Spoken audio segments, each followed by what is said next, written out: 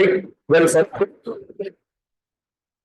furniture was invented and sitting on it comfortably, it didn't change the world. You are sitting down, you are sitting more comfortably. But ICT was extremely powerful.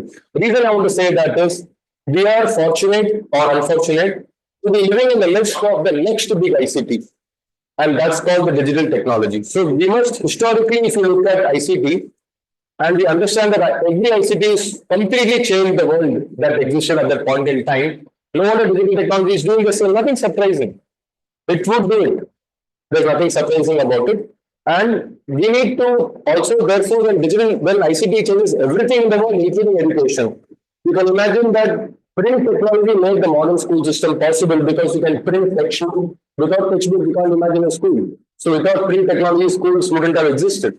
So every technology that is ICT dramatically changed education, and therefore digital technology also should change education, or is trying to change education, or has changed education, right? Whatever we are talking about. So yeah, so every ICT has changed educational process and systems as well. So that's briefly the history of ICT. And my primary point in talking about that is to help us understand that we are in the middle of an extraordinary revolution that the world has seen. So tomorrow somebody says, "Kya hai computer?" "Koi badi baat nahi hai." No, it's a badi baat. Because it changed the world completely. Whereas we know from our experience, history tells us that that is the case. Okay. I want to then talk about digital technologies itself. So what is, see, every technology, every ICT, why does it change the world? Because it allows you to do something which historically you could not do. What did script allow you that language didn't allow you? Script allowed you to communicate knowledge across space and time. That is what was a powerful thing about script. Print enabled you to mass distribute information, whereas script and language couldn't do that. So every technology, for it to really grip the world and shape the world, it has to be something much more powerful than the technologies before that. So what is so great about digital technology? So I mentioned a few points here. One very important part about digital technology is the separation of the hardware and the software. We learned what are the parts of technology? Hardware, software. What is powerful about that is the computer is a generic device. The tablet is a generic device. Your mobile phone is a generic device. You can put any number of software applications inside it. Right? The washing machine can't change the world because you cannot put multiple things into it and make it do 100 things. A washing machine can wash clothes, dry clothes, and if you're in Punjab, you use it to make lassi. But that's about it. You can't do anything else with a washing machine. But a computer can do 450 things. Yesterday, today, it can do 550 things. And tomorrow, 650 things because somebody's made 100 more apps in the meantime. So that is the most important, powerful thing about digital technology, that the hardware is something that is generic, which allows you to keep on adding. So we have word processor software, Microsoft Word, all the oldies like me and I mean, you can remember that was the most important business thing about the computer was you can type in Microsoft Word. You know, that's not, you don't even think about it, right? There is so many more things that have come. You can edit audio, you can edit video, you can publish, you can do anything. You can write a blog and you can watch a movie. Your phone is pretty much everything that you want to do. So the hardware and software separation is a very foundational part of why digital technology is far more powerful than the other technologies and ICTs. The second most important thing about digital technology, of course, is a computer by itself is very powerful. Imagine connecting all the computers of the world. How much powerful can that become, right? One computer is powerful. You connect every computer in the world. So that's called the internet. So the internet is an amazing invention, unbelievable invention, one of the most powerful inventions of humanity, maybe in the last, certainly in the last 100 years, but even maybe more so. And the third and the most powerful idea of digital technology, which we don't talk about, nobody talks about, is there is a phrase called copy paste, right? You can't copy paste a washing machine and expect a second washing machine to happen. But you can copy paste a document, you can copy paste a song, you can copy paste a software application, and you have made a new version at no cost, almost at no cost. The very fact that you can make copies infinitely and share it easily is a very powerful advantage of digital technology, which print doesn't have, which writing doesn't have. No other technology has that ability. And because digital technology can do infinite replication at no cost, it makes it that much more powerful, right? WhatsApp. All of us can read the entire world using WhatsApp, pretty much. right? So that is not emphasized very much. Can you reduce it a bit? But that's the reason why Elon Musk, Mark Zuckerberg, Bill Gates, they all made the money because every time they made a copy, they made the money. You made a copy of Microsoft Office, you made the money. Nothing. They charge you the same money as they charge you the specialization from them. So that's why, right, large number of very rich people in the world, right? So they just think that margin and make money out of them. Okay. Now, between technology, between like technology and good first. Between Microsoft and like technology and good first. With Microsoft and Apple will do it, right? So imagine is that technology might be good for the private sector market. And that install is because business technology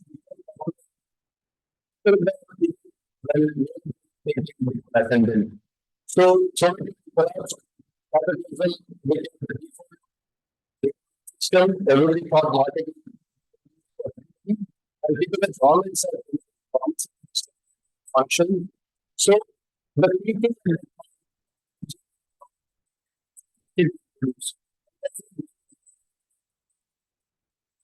unlike language, all considered serving public is privately owned. And we must understand that something that's extremely powerful. If it's owned by society, yes, we can have some democratic control over it.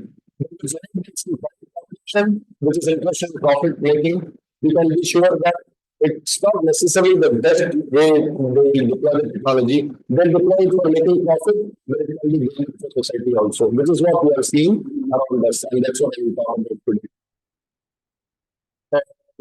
Yeah. So,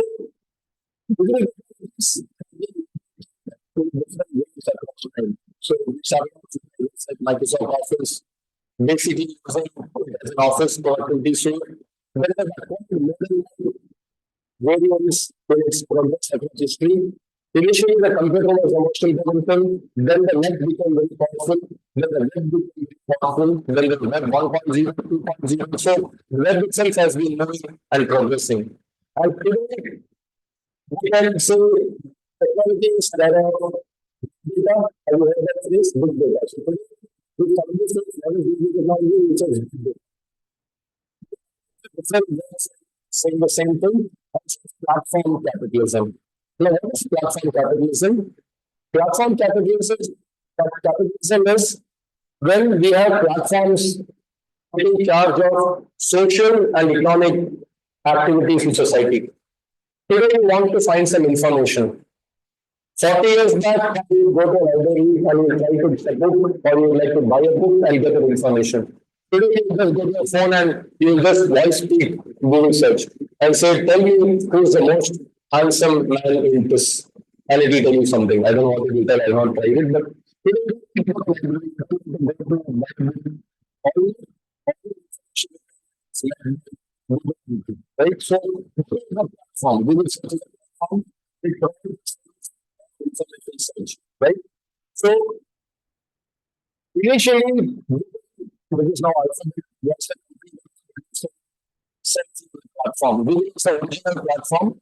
And once it becomes successful, other companies have realized that they can create platforms in different areas. So, initially, the platforms were in the form of information access and information services. So Facebook is an information service, WhatsApp is an information service.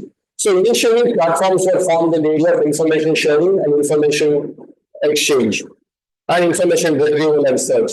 Slowly, platforms started coming in the area of actual transactions, and that's when Amazon became popular. Amazon first became a platform for selling physical goods. So Amazon was for selling physical books. Today, Amazon sells e-books far more than it sells physical books. So the very act of platformization is digitizes the economy and society. So then you have Ola, you have Uber, you have Swiggy, you have Zomato.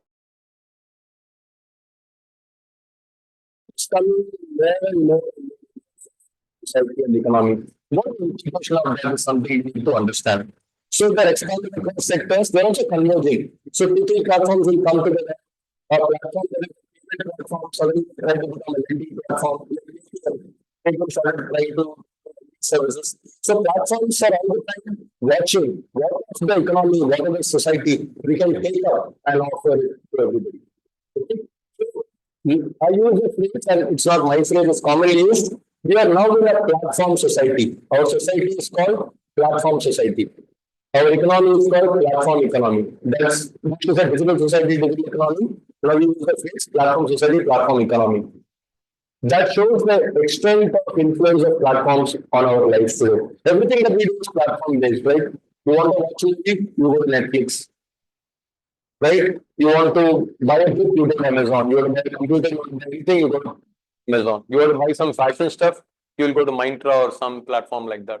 So more and more of our life is being determined by platforms. Now, there is a problem with platforms. We need to understand that most of us don't think about it. It's available, it's a service, it's doing me good. I don't have to go to the road and hire an auto or a taxi. I can do an Uber on my phone and the taxi is waiting for me outside. It's so good. What's the problem, right? Is there a problem? How many people think there's a problem? Can you put your hands up? How many people think it's a problem that you can go to the road and hail an Uber auto or Uber taxi? Nobody thinks it's a problem. Huh? If it's just that. No, I'm not saying. I'm saying what Uber does. Is it a problem? Is Uber a problem? How can Uber be a problem? Anybody thinks Uber is a problem? All of you are sleeping or nobody thinks Uber is a problem? My objective was really finding out how many people are awake. Yeah, okay. Now I got an answer. Uber is a solution. Uber is a solution and a problem. So we need to understand both. So what is the problem with Uber or with Ola? Is the method. So let me go back to that and we will look at that again. So the platform has a particular method of operation and that method operates whether it's Uber or Zepto or Blinkit or Google. All of them have the same method as platform. So Uber and Ola is the best way to look at it. When Uber and Ola go to a city, what do they find? There are auto drivers, there are passengers. They meet, they make a contract and the auto ferries them, the taxi ferries them. That's it. They pay money and the transaction is over. Now, what Uber and Ola do, they don't want that. They want to be the place to go to for hiring taxis and autos. So they will tell the passengers, you're paying 50 rupees to the auto, I'll give you the same ride for 30 rupees. We all had that phenomena that initially you get discounts. If you were to hire Uber, you'll pay 80% of the fare. You say, I'm paying 80% of the fare. I book it, it comes outside my home. I don't have to tell it where to go because it already knows, it uses GPS, right? There is no haggling the fare with the driver. I know how much time it is going to take because the Ola map and the Google Maps is telling me how much time it will take. Life has become so much good. So I go and I start using Ola. After some time, I don't think of going to the road to get a driver, auto. Why? Because if I go to the road to get an auto, all the auto guys are looking at their phone. And I tell them, will you come? They'll say, no. I'm looking at my app because the drivers got incentives in the meantime to come to the app. If the driver was to get 100 rupees from you, Ola will give him 120 rupees, right? So initially, Ola distorted the market, paid more to the producer, asked the consumer to give less and made both of them dependent on Ola, right? In school economics, we learned about something, no? We said the middleman. The middleman exploits the farmer, the middleman exploits the consumer. Is the middleman the hero of the story? But Uber is the hero of our story, right? So you have to think about it. What has happened? Then what happens to Uber and Ola? Now I stopped using Ola in Bangalore. I found out that Ola realized I'm a rich man. And every time the ride should cost 100 rupees, Ola will charge nothing less than 130 rupees. So for a long time, I said, TK, let Ola. Ola takes 50 rupees out of 130 rupees, saying commission for use of the platform. What does it do? Nothing. And the auto driver will get 80 rupees instead of 100 rupees, which you would have got if we didn't use Ola. So what has happened over a period of time, when the platform becomes a monopoly, the platform starts controlling the other actors on the platform. And the platform, other actors have nothing to say. We have nothing to say. Can you tell Ola to charge more or less? Has anybody tried that? I don't want 80 rupees, I want 70 rupees. You will do that to the auto driver on the road. With Ola, you can either accept it or not accept it. And if you cancel after some time, they'll charge extra charge also. Next time, why did you make the driver wait? So this example of Ola and Uber is a very good example to show how platforms enter our lives, giving us benefits, hook us to them, and once we are hooked, then they exploit us. The same driver, actually consumers are still better off. You only lose your money. But drivers, can you imagine Zepto, 10-minute delivery? How many of you have ordered anything on Zepto? If you ordered anything on Zepto, you are committing a crime. You are making some poor human being want to come 10 minutes to your house to give you something. And in the traffic in Bangalore and Bombay, can you imagine what will happen to the driver? I hope you have read stories and stories and stories about Uber drivers, Ola drivers, Swiggy and Zomato delivery people who are not treated like human beings. They are not human beings. They are available for their intelligent, they can intelligently drive the vehicle to your house. That is their utility. They don't have leave, they don't have secure pay, they don't have tenure, they have nothing. If they fall ill, they are off the platform, right? So what is this need called 10-minute delivery, which is called quick commerce? It's got a new name, quick commerce. Did anybody ask for quick commerce? What is the ethical implication of the quick commerce on workers? And do we want a world where rich people will enjoy in their home and then poor people are running around in bad traffic conditions, killing themselves? If you have seen traffic, you will know that every time the signal is red, the person who breaks the signal is wearing a Zomato t-shirt. You would have seen it, right? So that being the case, it is because the workers are exploited. There is a word for the workers now. You know what's that word? Can you see the highlighted part? There was a time when under the communist ideology, they're called the proletariat, but now they are the precariat. What does that mean? They're the precariat because their life is extremely precarious. They have nothing at stake and they get very little money out of the whole thing at the end of the day. The number of rides they make and the amount of money they make at the end of the day, there is no correlation at all. So therefore, the platform hooks the users, exploit workers, and exploit users. So it exploits everybody on the platform simply because it has got the monopoly. Now it has a monopoly. You can go to Uber or you can go to Ola. There's no third. Or you can go to Rapido. But still, the number of suppliers is so limited that you are dependent on them. And very important thing is, there is something called continuity. Once you are onto Ola, you will continue using Ola. You won't go to Uber. And usually that's the case. People don't put multiple apps and keep doing that. You buy on Amazon, you will continue to buy on Amazon. You go to Flipkart, they know that users are loyal because there is no reason for you to change another platform. In addition to that, the proprietary, when I say, the platform controls every aspect of its working. And the software that runs a platform is known only to the company that is using that software. Nobody else knows what that software is. If people knew what the software was, they could make copies of it. They would make competition. But competition is not possible because the software is available only with Zepto or Uber or whoever. So closed standards mean that, like for example, if you are on the Facebook platform, or let's say you're on Instagram and somebody else is on a competing platform, you can't talk to each other. I am on X, you're on Instagram, we can't communicate, right? Because each platform is proprietary. It holds the secret of its working to itself. It doesn't share it with others. Email is not like that. Whatever software, whatever computer you're using, I can send you an email, you can get the email yourself and vice versa. So email is an open code, open standard, whereas most of the platforms are closed standards or closed code. Also, there is something called network effect. More people are on a platform, more people will go on the platform. Everybody is buying Amazon. We'll think we should also do Amazon because it's cheaper. Everybody is telling us it's good, right?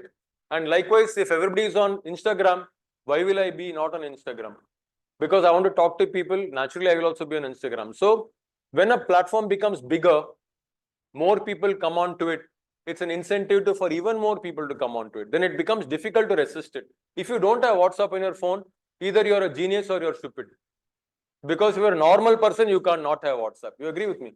If you don't have WhatsApp on your phone, you are a very great human being. Or you're dumb. That's the power of WhatsApp. That everybody is on WhatsApp. I should also be on WhatsApp. Then only I can communicate with you on WhatsApp, right? So that is called network effect.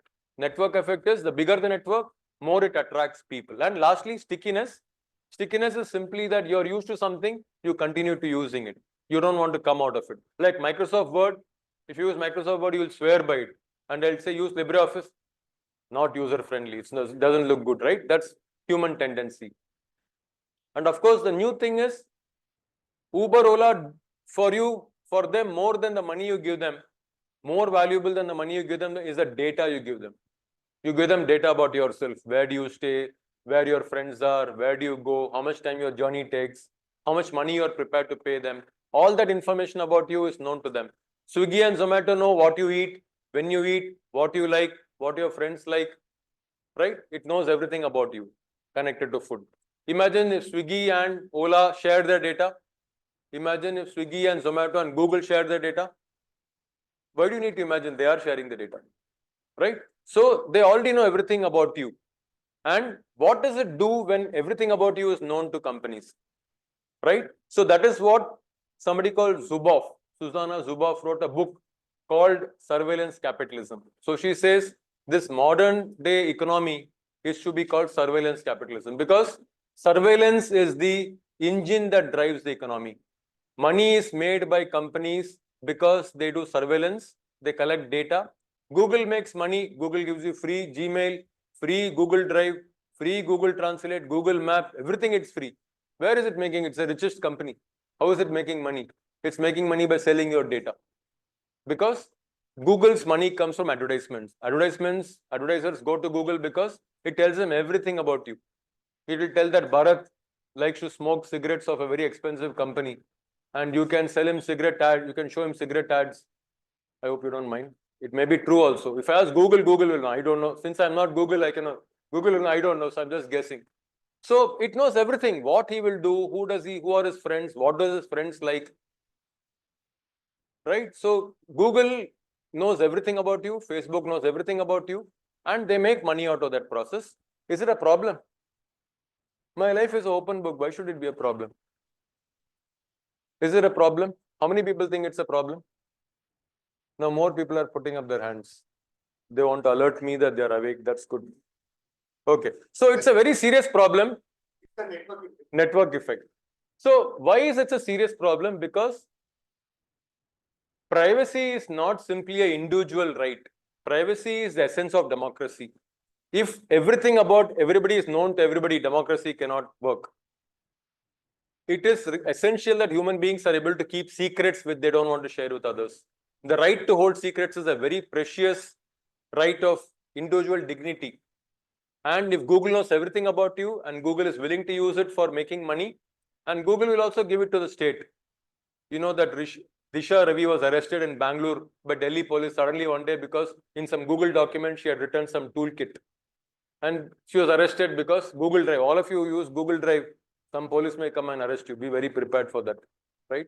So, because Google is not only selling the information to advertisers, if the state arms twists it will give happily the data. It will give it to everybody. How does it matter? It's your data. It's data about you only, right? It doesn't have any problem. Data about Google's owner will not be available to anybody. Data about Mark Zuckerberg will not be available to anybody, right? But that is so data, somebody said, is a new oil because it makes money for the owners, the people who collect it from you. Somebody corrected it and said it's a new uranium. It's good for some but bad for others, right? So that's the definition of data. So that's a part of the platform. So this is the whole thing about the platform, that I'm telling you the bad thing about the platform. Obviously, there is good thing about the platform. That's why we are using it. Nobody is forcing you to use WhatsApp or Facebook, right? You use it yourself voluntarily because it is valuable.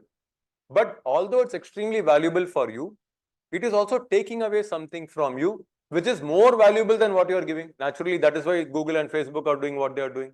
If they are going to get less value from you than what they are giving you, they'll be at a loss. They are making huge profits. That means whatever they're giving you is nothing compared to what they are taking from you. What are they taking from you? Your privacy, your data, your safety, your security, your dignity. That's what they're taking from you. It doesn't seem to matter to us, or maybe we don't even know about it. So consequences of platformization are, I'm talking about the negative effects now. Again, I'll repeatedly say that there is huge positive advantage from the functionality of these platforms. There is no doubt about that, and that's why we use them. But the current model of the platform where the platform is owned by a for-profit company is the primary reason for the problem. If supposing the platform is owned by Wikipedia is a platform, but you do not be afraid of Wikipedia because Wikipedia is not collecting your personal data. Wikipedia is using open source software, so we can see the software and see if Wikipedia is collecting information about us. It uses open source software called MediaWiki, right? Wikipedia is giving us benefit, but it's not cheating us and taking data from us. So there are possible platforms which are not configured to be privately owned by for-profit corporations and which are created for the public interest. Are there other platforms like that which are public platforms? Have you heard of them?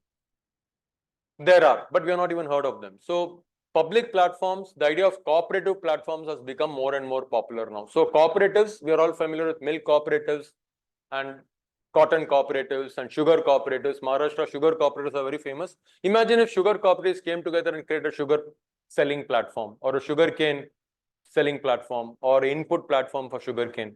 That need not be privately owned, that need not be proprietary, that need not be exploitative. So platform is not exploitative, it's the private ownership of the platform, is the proprietary nature of the platform that makes it exploitative. And the danger is very severe. I'm making a very strong statement here. How many of you agree with this statement? I've highlighted it in my presentation. Only Arindam agrees with me.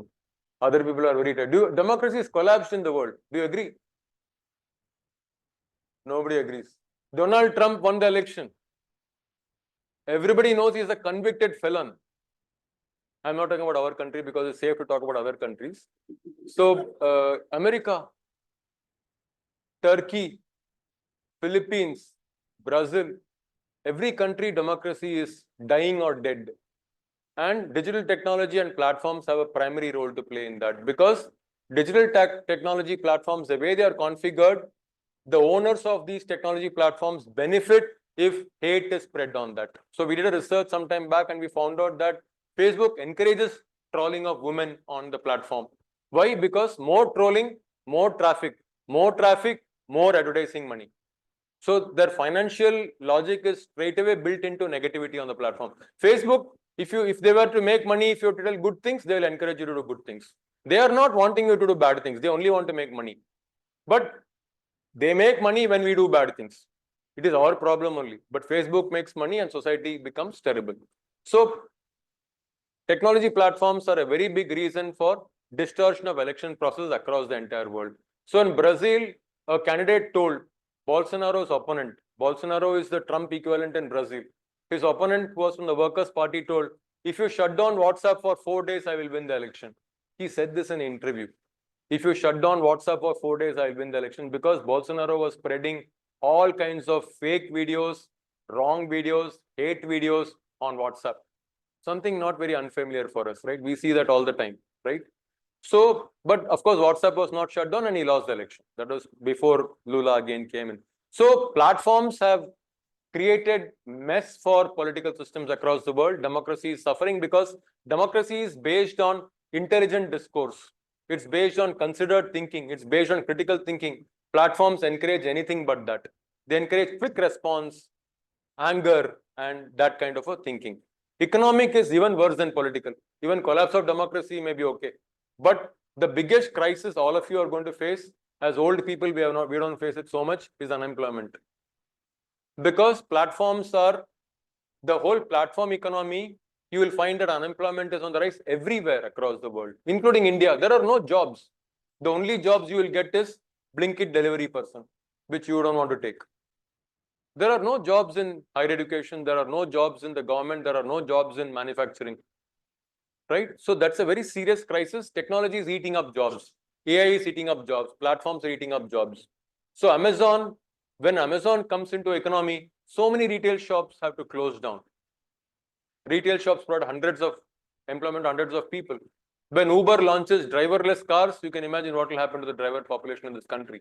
So economies all over the world are undergoing a severe contraction of employment. McKinsey did a study. McKinsey, which is a highly capitalist kind of entity, did a study and said 42% of the jobs are going to disappear in the next 20 years. 42% will disappear. no new jobs, is that 40% of the existing jobs only will be, 60% will be there. So you can imagine the impact in terms of unemployment. The other economic impact is increase in income and wealth inequalities, which we are seeing. The digital barons are super rich. Elon Musk runs his own rockets in space. Can you imagine an individual sending rockets into space? Only NASA would do that. And when India sent a rocket, we are so happy. India is sending a rocket. No, Elon Musk sends rockets. Elon Musk has this, now they're saying nuclear reactors will be created and run by private institutions. Running a nuclear reactor. India is going to allow that. It came in the papers 2 days back. So the extent of inequality between the haves and the have-nots, Thomas Piketty, who's done a lot of research on this, whose name you may be familiar, says that the inequalities of income and wealth that we see in today's economy is the highest that has ever been since we started recording inequalities in world. Ever since we started maintaining records of inequality, today's inequality is more than the worst inequality we have ever seen in the world. So that's why people will go to Zomato and become a worker there. That's why people will go to Zepto and become a worker there. That's a indication of the precarity that we are in. So inequalities in income and wealth and naturally power. So Elon Musk, who is a nobody, is now a key person in the US government. He is not an elected person. He won't get elected. But he is going to destroy that government there because he is heading something called government efficiency. And he will very efficiently finish the government. That is what he will do. So socio-cultural, this I already spoke about. Platforms are, this hate that we see in our society is not unique to India. You see it in India. In USA, somebody drove a truck into people, right? 2 days back. Where is that kind of a hatred coming from? You're killing people you don't even know. You're just you're killing them in a terrible way by driving a truck over them. What's happening? And you have seen the same thing happen across the world. Driving cars into people has become the latest, what happened in World Trade Center in 2001 or something. A plane was put into the World Trade Center. Now people are saying, why can't I do it on the road? What will it take for a human being to become like that? What kind of a conditioning is happening to human beings? That extreme conditioning may be very few, but all of us are conditioned in many ways, and many of us are conditioned to hate, right? That is something we need to worry about. Digital technologies have a very important role to play in that. Platforms have an important role because I know exactly if I want to condition my favorite student, Bharat, I'll give his name. I already know everything about Bharat. So I know that if I give this advertisement, I can poison him. That will be different for somebody else, right? Because Google and the platforms know everything about you. They know exactly how to poison your mind. Or the people who can get that information know how exactly they can poison your mind. So the new ways of poisoning people's mind are far more powerful because earlier you put an ad in the newspaper, it won't work for everybody. Personalized learning is this. We are having an extraordinarily powerful personalized learning system which is working to create hate in the world, right? So that is what is technology devised. And of course, I already spoke about it. It's called panopticon. Have you heard of that word? So panopticon is a very simple phenomena. Somebody wrote about it very long back and he said, imagine you're in a prison and you're inside your cell. And in the top of the prison, some guard is keeping a watch on everybody. And the guard cannot be seen by anybody. Guard can see everybody, nobody can see the guard. Do you know what it does to human beings? If you know that all points of time somebody can see you, but you cannot see them, your behavior will change. You understand? Because you will start thinking, oh, I can't do this, I can't do that, somebody is watching you. You don't know whether he's watching you, but you don't know whether he's not watching you. So the panopticon, pan is global, opticon is to see. So to be able to see everything without being seen, that is what these platforms have become of today. They are the panopticons of today. We have created those panopticons. We are celebrating those panopticons and they are causing all these implications. We need to think about that. And of course, the platform is the basis for this new animal called AI. AI couldn't have happened if there was no platformization because it is platforms that are enabling the capture of so much data. Data is the starting point for AI. Without data, there is no AI, artificial intelligence. And therefore, the fact that platforms collect huge amounts of data, that's why Microsoft or Google, they are the ones who are creating AI because they have access to large volumes of data about us. And of course, not only data, they have enormous storage power and processing power. So storage and processing power has become so much that they can analyze. They have 20 years back, Google collected 350 pieces of information about every individual who searched. 350 pieces of information 20 years back. Today, about each of us, they'll be having 10,000 data elements. about each of us. And therefore, it means that they can make predictions about all of us, any of us, because they know exactly about us and our character and our nature. So there are is AI beneficial? How many people think AI is beneficial? Bharat, no network effect. Maybe it's a very difficult question. Is AI beneficial? People are afraid of. They say AI is beneficial. I'll be very critical, right? AI is beneficial only, no? Yeah. It can defeat chess players. What a fun, no? You can defeat Kasparov and he defeated Gogo champion and all. So AI is beneficial, but AI is also harmful. And the real challenge is we don't know when it is beneficial and when it is harmful. That is the problem. If I know it is beneficial, that's fine. We interviewed a person who had come to our office for a job interview. And he said, we asked him, have you used AI? And do you see a problem? He told a very interesting story. He said he was working in use of plastics. So he asked a question to ChatGPT. He said, good to use plastics for road construction. ChatGPT gave him a very detailed answer why it is very useful and very powerful, cogent answer why AI is very powerful, very useful for doing road construction. Then he asked the same question to the Google one. What's it? Llama or something, right? Gemini. He asked Gemini. Gemini convinced him completely it's the most dangerous thing to do. It was very cogent, long, powerful essay why it is very dangerous to even think about using plastics for road construction. So he said, look at both. Both seem completely authentic. Can you imagine we are now in a society where we are relying on something we don't know it's true or not. Society is in a very, very, very dangerous and delicate situation. That's why people are saying AI is going to really mess up the world because we are very trusting. And if it looks like a very erudite description and explanation in a very academic, knowledgeable way, then we are likely to trust it. But it can be completely nonsensical. But it will be argued so well that you will find it difficult to resist it. So AI is creating what is already known even before we said we live in a post-truth society. That's the phrase I'm using many epithets for society, digital society, platform society, and there is a society called post-truth society. We are in a society where nobody knows what is true and what is not true. Such a society cannot survive. Can you imagine how can we, if you don't know what is true and what is not true, how will we survive as a species? It is a matter of survival. So therefore, if AI is beneficial and AI can finish us, then what do we do? We should ask AI, right? What should we do? Huh?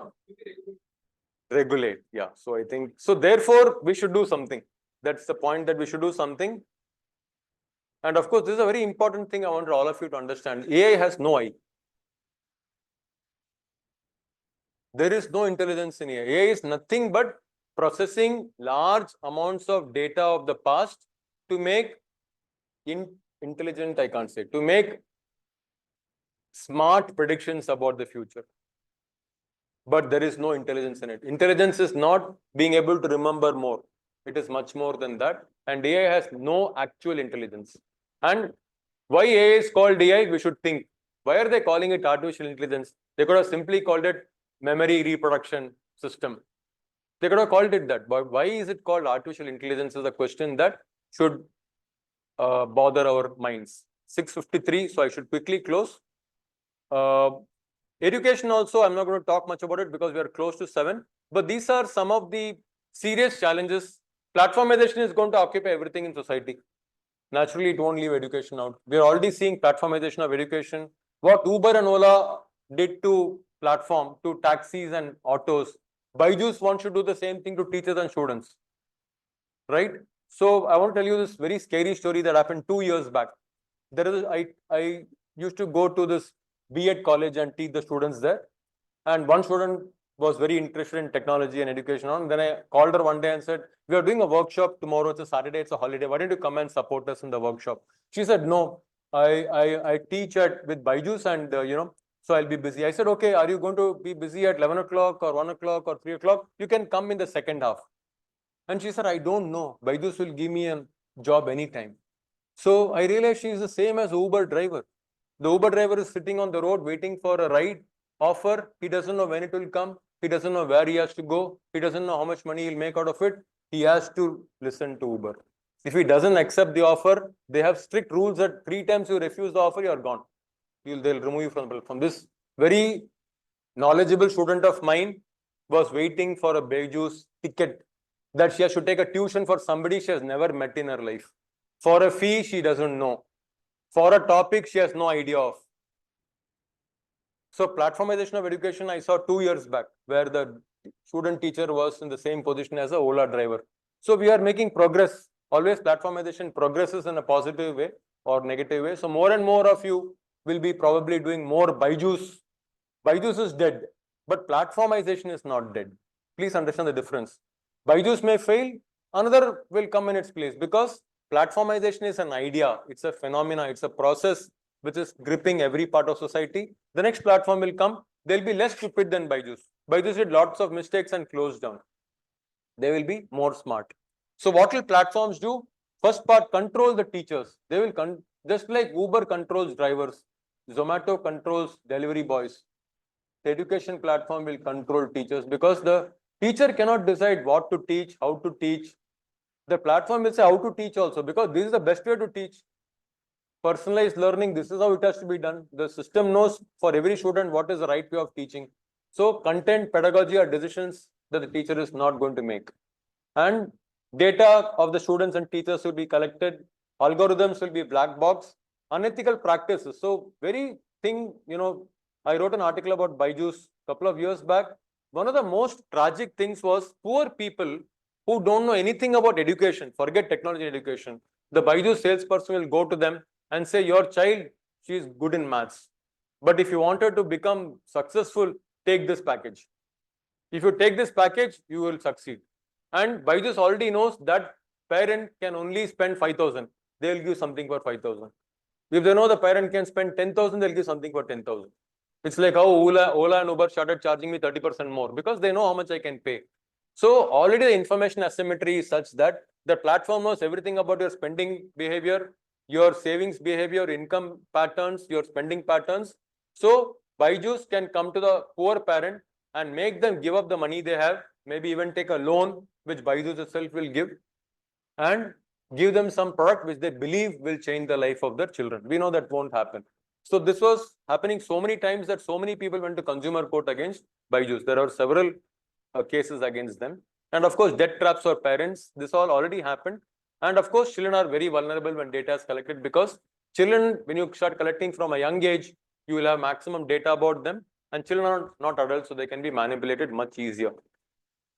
So these are the implications of platformization of education. And therefore, what do we need to do? These are the things that we need to do. Maybe I think we should get on to question answer now, because it's 7. And then I can talk about this more when we have the question answer. But of course, we need to design platforms for the public good.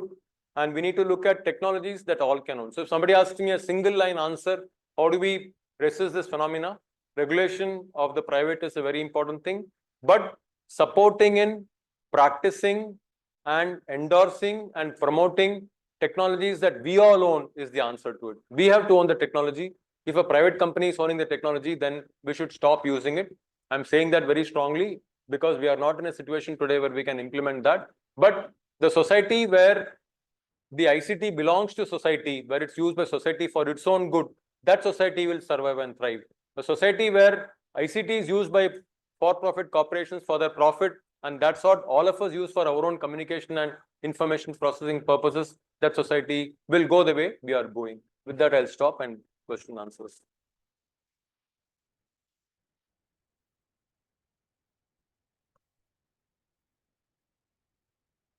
Any questions from the audience? Or from those joining us online? Questions, comments, disagreements, anything is fine. Yes, Bharat has a question. Yeah.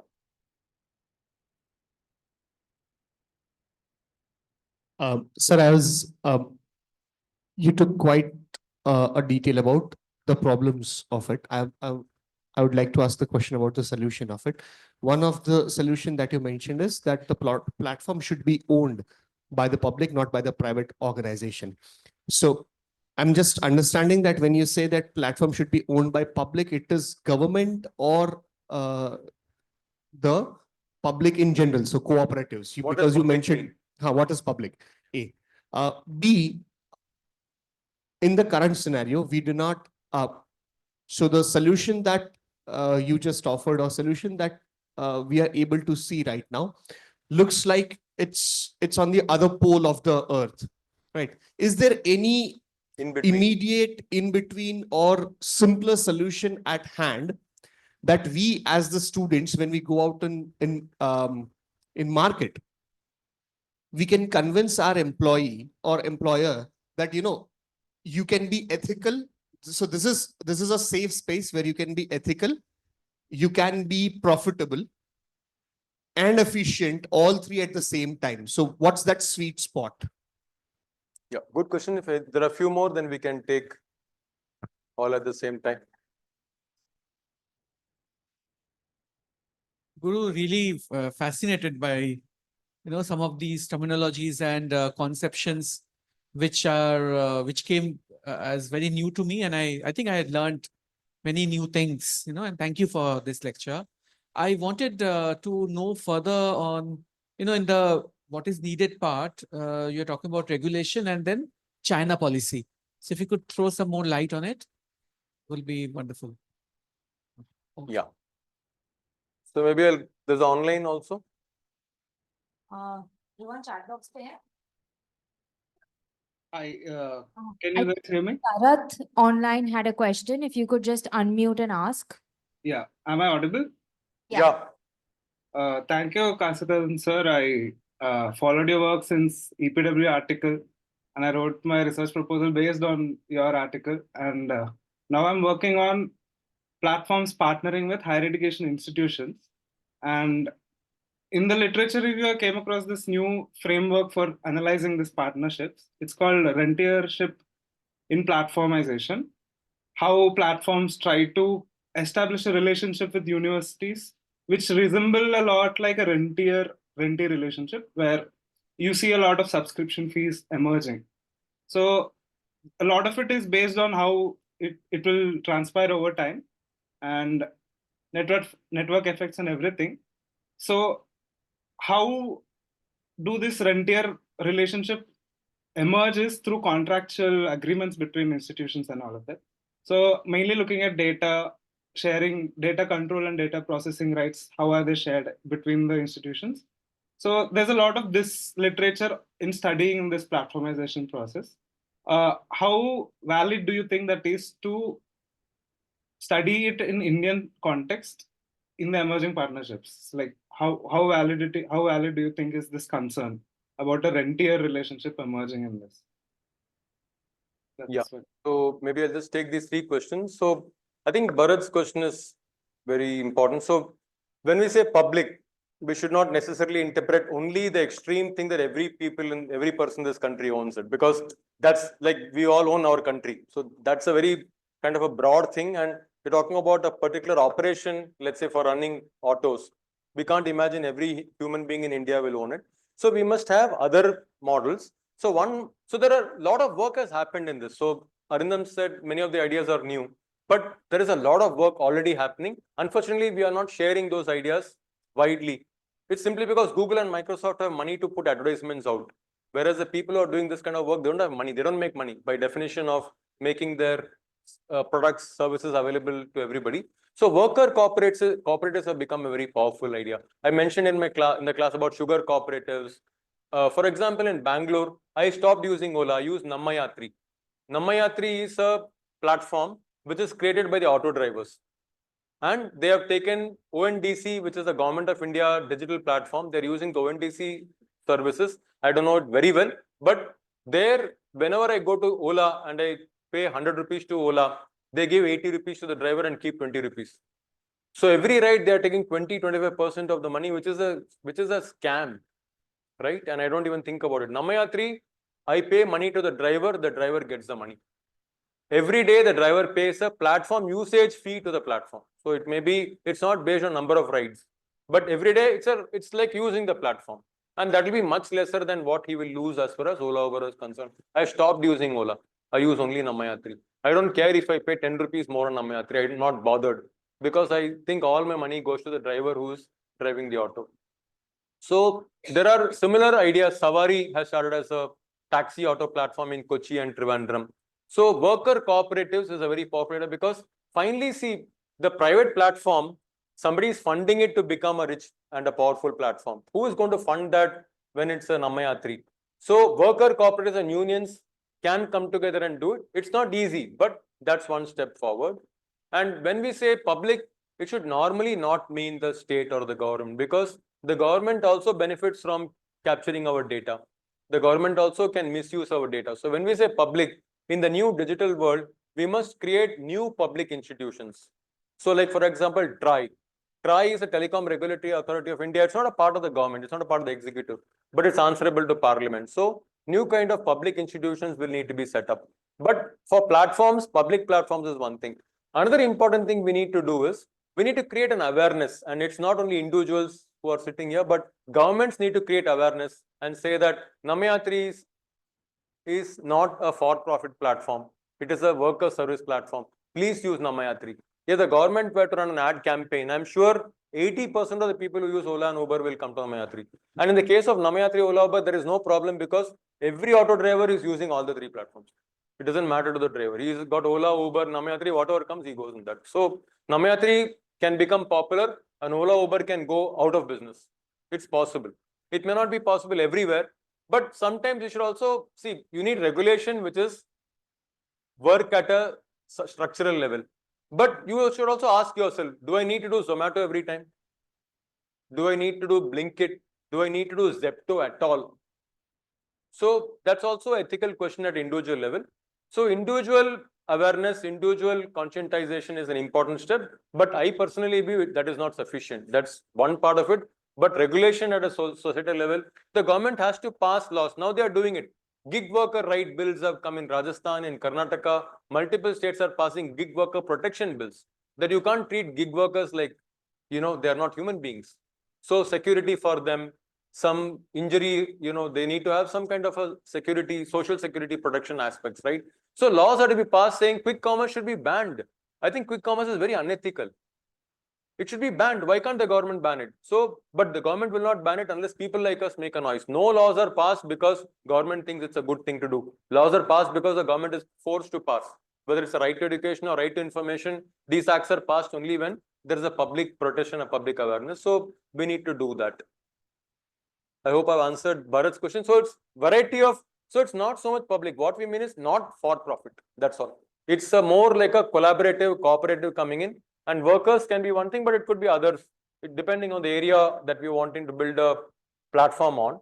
The relevant actors should come together and say, let's collaborate and build it. Let's make money to run the platform, but we won't make money to fleece the other actors. That's essentially the power equation between the platform owner and the others becomes a very important thing. And then you can allow other actors also part ownership over the platform.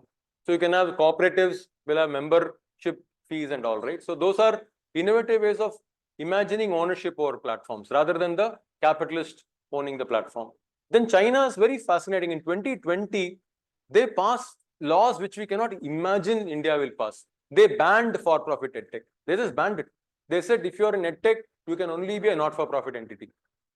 If you are for-profit, you cannot enter EdTech. They passed that law in 2020 because they realized that if education is a not-for-profit activity and if EdTech is a for-profit activity, then you're distorting the very idea of education by allowing for-profit platform to come in. Because EdTech platform is not like Microsoft Word. Please understand, Microsoft Word helped us to create documents, no problem.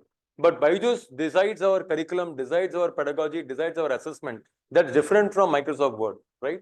So therefore, if that cannot be done for profit, straight away it makes a very huge difference to the kind of people who will get into the business. And even duration of access by children. For example, Australia recently has passed an act saying children below 16 can't be on social media. It's important. The technology companies will convince you that it is impossible to implement these policies. How are you going to prevent a 16-year-old from accessing social media? They are right. But every regulation, if you were to think it can be easily implemented, no regulation will be passed. The very fact that you need regulation means you're trying to change human behavior. You need traffic laws because if there are no traffic laws, we will keep on driving and break the signal, right? Somebody says you'll be fined. That's why you don't break the signal. So the incentive structures have to be such that you have to prevent certain behaviors from happening. allowing young children to be on social media is a very foolish thing that societies are permitting, because societies have no idea. In the morning, I was talking to the students and saying that Meta, which owns Instagram, did a study and found out that the biggest cause for adolescent girls to be anxious and have depression is Instagram. That is the official study of Meta only. Nothing happened to Meta, nothing. Meta is still merrily doing what it does. We have created a platform, we are allowing the use of a platform that causes suicidal impulses in young women across society. And we are doing nothing about it. So, as a society, we have failed to exercise the discretion judgment that we need to protect our own children. You won't, for example, there is a rule that 200 meters near a school, tobacco cannot be sold. Now, somebody may sell tobacco. Nobody can argue, oh, somebody sold tobacco, don't have regulation. You have regulation and you try to implement it, you fail, you succeed. So, digital technology access to young people has to be severely regulated. And I think below a particular age, you see children, young children being given games on the phone all the time to pacify them. It's the most stupid thing that parents can do, but parents don't know. How do we create awareness that the lesser the age of the child which is using digital technology, it's going to affect the development of the child. It's going to affect the child's ability to play its role in society. Yeah. Did I answer all the three questions? Arindam asked a question about China. I mentioned it. There's a paper. You can read that paper. 2020, Koenig is the person who wrote a paper on this whole China policy. What all are the aspects? And the last question was higher education. Renting is, of course, the problem. The proprietary platform rents its product. And because it rents its products, you don't own it. It means anytime it can decide to change the rules of the game. You're a tenant. You are not the owner. Between being a tenant in a home and an owner in a home, is there no difference? If you're a tenant, you can be kicked out anytime. Now, if you are only a tenant in a home and you are being kicked out, you will go to another house. That's not a problem. But your whole education system, you're a tenant. Your whole education process is a tenant. It's at the mercy of some company. So, higher education institutions should not get into agreements with companies which are giving proprietary platforms. If it's a free and open platform, no problem. If it's, let's say, somebody is giving you Moodle services, even if that company closes down, you just take the Moodle and give it to somebody else, because Moodle is free and open. It doesn't belong to that company. You understand the big difference? It's not a question of money making. Somebody can offer Moodle as a service and make money.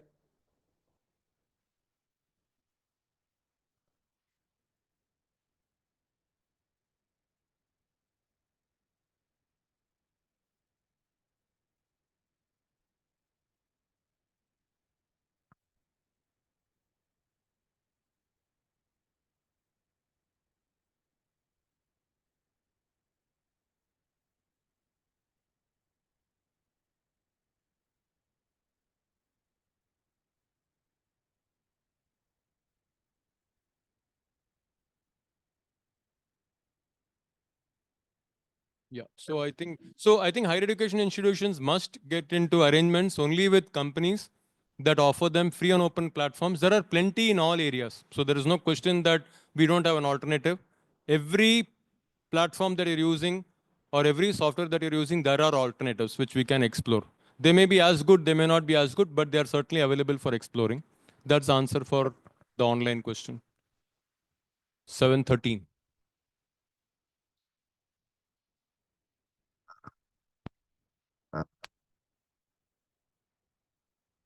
Yeah.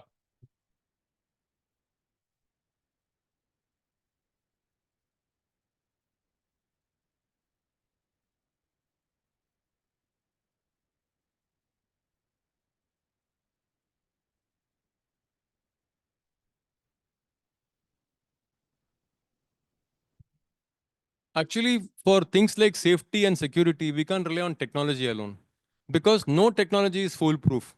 For example, you heard of Pegasus, right? If you're not heard of Pegasus, you just search Pegasus online. Israeli government made a software that can spy on WhatsApp. And they sold it to all the governments in the world, which paid them lots of money to spy on the dissidents in their country. So dissidents were using WhatsApp believing it is safe, and the state could proceed against them. So safety will not come only from technological measures. It has to come from legal, that is regulation measures also.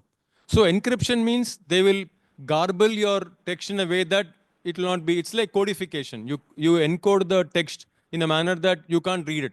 Anyway, when the text is transferred over the internet, it's not transferred as English, right? It's get converted to binary, and the binary is jumbled in a way that nobody can understand it. But no encryption mechanism is foolproof. It's like saying security can never, however secure your house is, it can be burgled. You can make it more safe, less safe, but it can never be 100% safe.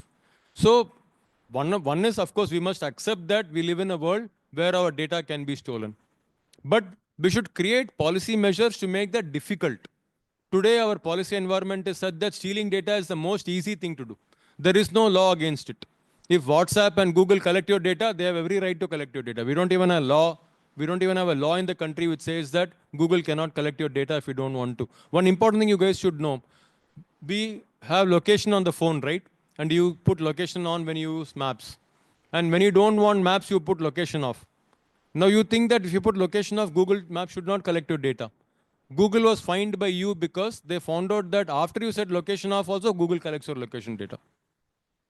So any proprietary platform, what they are doing with your data, nobody can say anything because you don't know. Somebody is doing something inside a closed door and they will come and tell you we are doing only the good things.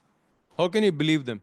No policy can work if it is relying on the goodness of the people who can commit the crime.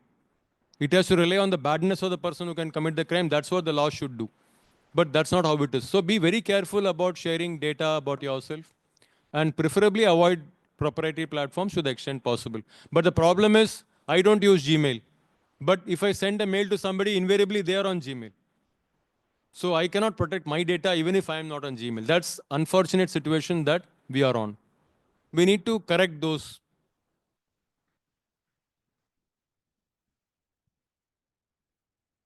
Our security is linked to our data privacy. They're very strongly related. And therefore, we are all vulnerable, very vulnerable. Today, nothing is happening to us because we are unimportant. The day we become important, something will happen to us. Is that why I don't use? Oh, no, this is actually not for a, this is a very technology. This is the reason is that this mind map, this is a mind mapping tool. It's a phenomenal tool for thinking. Now, all that I've said to you all today may make you think that I'm anti-technology. Far from it. I work in an NGO called IT for Change. That's the NGO's name. So we believe in IT for change in a positive, progressive manner. And I believe that technology should not be taught in middle school. And I believe that mind mapping should be taught in middle school. This tool should be learned as a compulsory tool in every school because when you learn this tool, it changes the way you think. It develops analytical thinking skills. Not it develops, it can be taught to help you to learn analytical thinking, creative thinking. We have done workshops with this tool. So it's a very beautiful, powerful tool for not only representing thoughts, which is what PowerPoint or LibreOffice does. It's a tool for making your thinking better, which presentation cannot do. It can only represent. It's called Free Plane. And it works on Windows and Linux. I use it on Linux. Free Plane is a powerful tool. I write with that. So I recently wrote a middle and I wrote it in an hour. That's because I first constructed the entire article on Free Plane. And then I exported it to a text document. And on the Free Plane, you can see I can arrange my thoughts in any way I want. I can move it up, I can move it down, I can organize it, I can add notes. So then when I export it, it's already ready for me to write it out. So it's a very powerful tool for expression, for thinking, higher order thinking skills.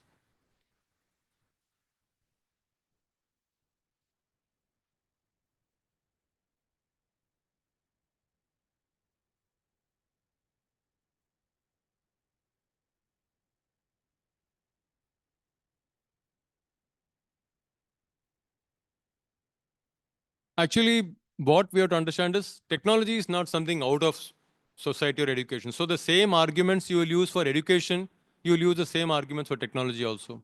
So there is a technology divide, but there is a higher education divide itself, right? Is higher education available to everybody? Is the same quality of higher education available to everybody? No. There is a divide in higher education. How do you address that? You can address it only by investing in higher education. You have to make higher education more accessible by providing more inexpensive courses, open new institutions and new places, offer more courses. That's the only way you can end the divide in higher education. Same way, if there's a technology divide, you have to address it by public investment in technology. You have to make labs available for more people and institutions for them to access, for them to use. So the answer to digital divide is not different from the answer to the higher education divide. And you should use that as an analogy in your thinking so that you're not fetishing technology as something different. It's a part of the system. It's a part of society's allocation of resources. And how society decides to allocate its resources decides whether there is equity or inequity. Currently, we are happy with inequity. It doesn't affect us, so we don't care. But when we start caring, our allocations and our decisions will change.